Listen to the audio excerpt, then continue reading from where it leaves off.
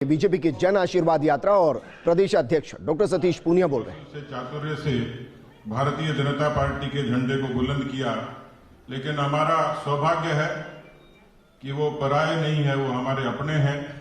वो हमारे भूपेंद्र यादव जी हैं, जिनका स्वागत करने के लिए हम लोग एकत्रित आए हैं। आज वो केंद्रीय श्रम मंत्री के रूप में हमारे बीच में हैं। हम सबका सौभाग्य है कि देश में प्रधानमंत्री मोदी जी का मजबूत नेतृत्व, जिन्होंने इस युग की बदलती हुई राजनीति को भारत के बुनियादी विकास से जोड़ा और वैचारिक मुद्दों का भी समाधान किया। और इसलिए हम सब लोग प्रधानमंत्री जी के निर्देश पर, जेपी नड्डा जी के निर्देश पर, मंत्रिमंडल के पुनर्गठन के बाद जो 39 मंत्री, उनको ये निर्देशित किया गया कि वो अपने अपने प्रदेशों में, अपने लोगों के बीच में, कार्यकर्ताओं के बीच में, जनता के बीच में प्रधानमंत्री जी की लोक कल्याणकारी नीतियों का संदेश लेके जाएं। उसी सिलसिले में 39 मंत्री 20,000 किलोमीटर की यात्रा करेंगे। और हमारा सौभाग्य कि उसी जन आशीर्वाद यात्रा के सिलसिले में आदरणीय भूपेंद्र जी 2 दिन की इस यात्रा में 19 और 20 को हमारे बीच हैं। मैं सुबह से साथ हूं। सुबह 8:30 बजे शुरू हुए और घड़ी की सुइयां लगभग 12 घंटे ये अंतराल बताती हैं। 12 घंटे का भूपेंद्र जी का परिश्रम और कार्यकर्ताओं की ओजस्वी नारों की गूंज ये तय करने वाली है कि ये 12 घंटे का परिश्रम भारतीय जनता पार्टी को राजस्थान में ऊंचाइयां तो पहुंचाएगा ही, लेकिन कांग्रेस की जरूर 12 बजा देगा। इसलिए मैं आपसे गुजारिश करूंगा कि एक बार इतनी जोर से ताली बजाइए कि मोदी जी तक इनकी गूंज पहुंच जाए।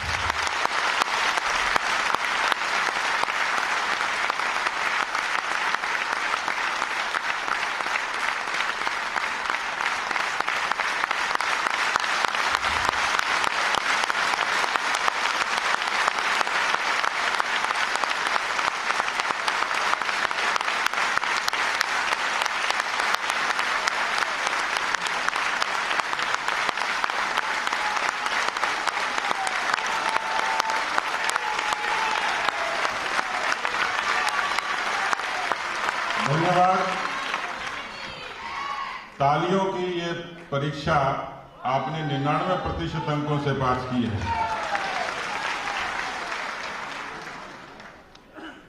आज इस कार्यक्रम में हमारे बीच में बहुत सहज सरल राष्ट्र के हमारे महामंत्री प्रभारी आदरणीय अरुण सिंह जी। अब वो प्रभारी शब्द ऐसा लगता है कि पराये हैं, लेकिन उन्होंने प्रभारी शब्द की व्याख्या बदल दी। अरुण सिंह जी लगता नहीं पराये हैं, और उन्हें प्रभारी जैसा हमारे ऊपर दबाव रहता है, तो अरुण सिंह जी के लिए जरूर आप तालियां बजाएं तो सुकून देते हैं।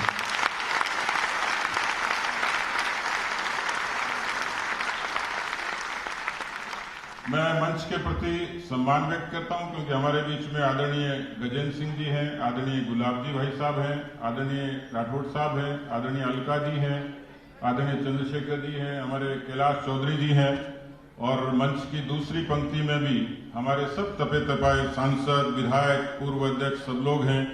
तो मैं नाम लूं उसकी बजाय एक बार जोरदार तालियां पूरे मंच के लिए बजा देंगे।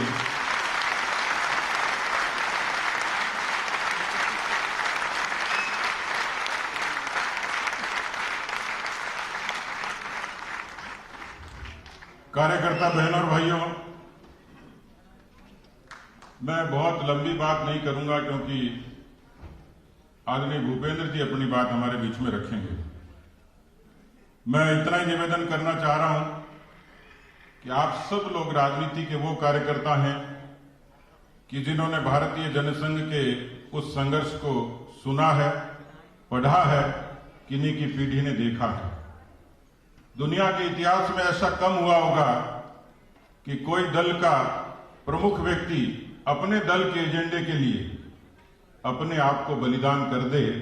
कश्मीर की घाटी में देश की एकता और अखंडता के लिए बलिदान करने वाले डॉक्टर श्यामा प्रसाद मुखर्जी पहले शख्स थे जिन्होंने जनसंघ को ऊंचाइयां दी।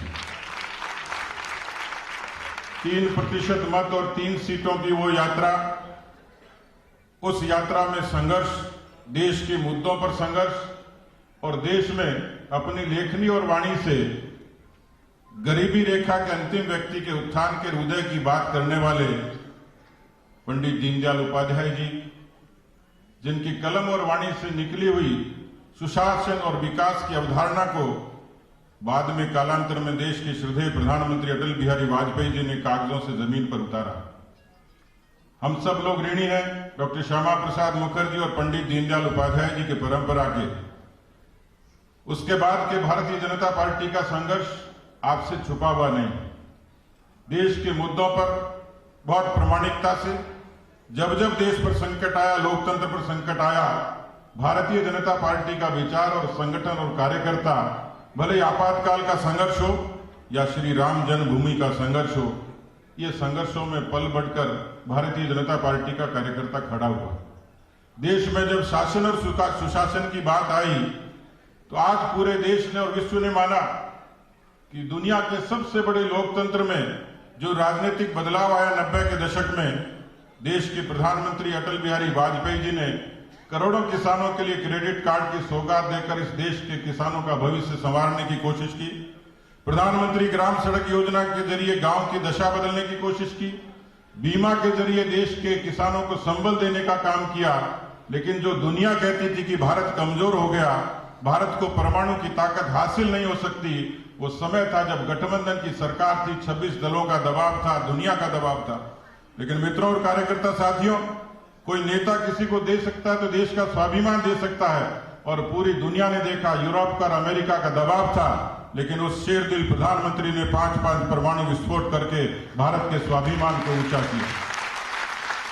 ये राजनीतिक बदलाव की शुरुआत थी।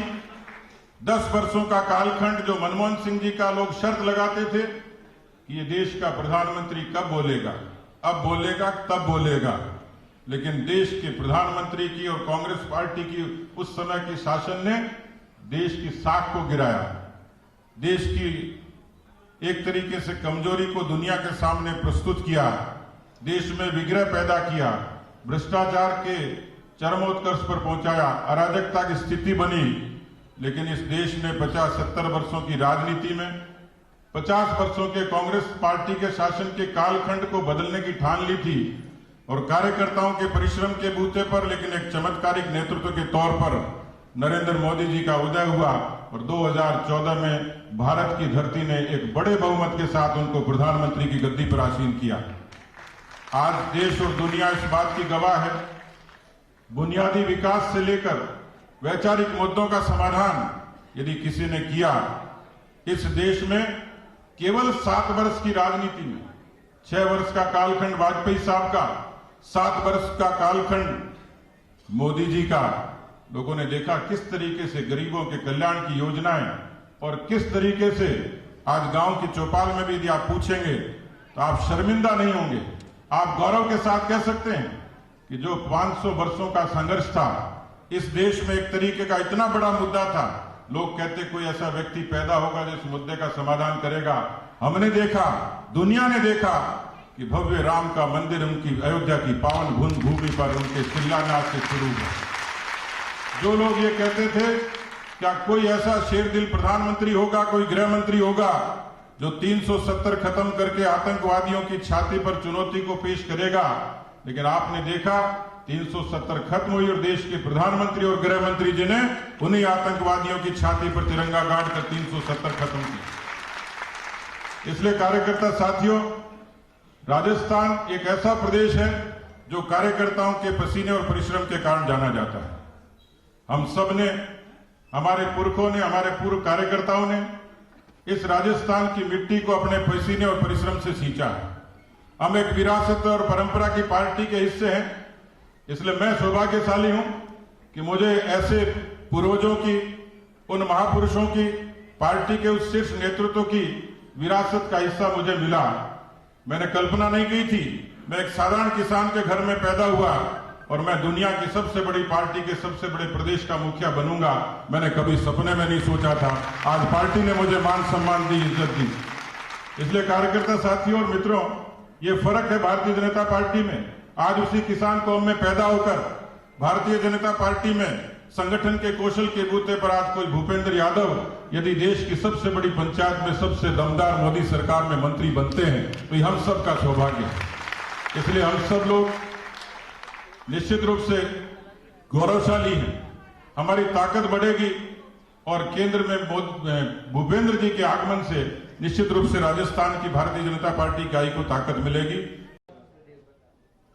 माननीय चंद्रशेखर जी, मंत्रिमंडल के साथी आदरणीय कैलाश चौधरी जी, मंच पर आसीन आदरणीय राजेंद्र सिंह साहब, आदरणीय अलका जी, मंच पर बैठे हुए और मंच के सामने बैठे हुए भारतीय जनता पार्टी के वरिष्ठ नेतागण और भारतीय जनता पार्टी के देवतुल्य कार्यकर्ताओं की सेना, मैं आप सबका अभिनंदन करता हूं, आप सबको अभिवादन करता हूं।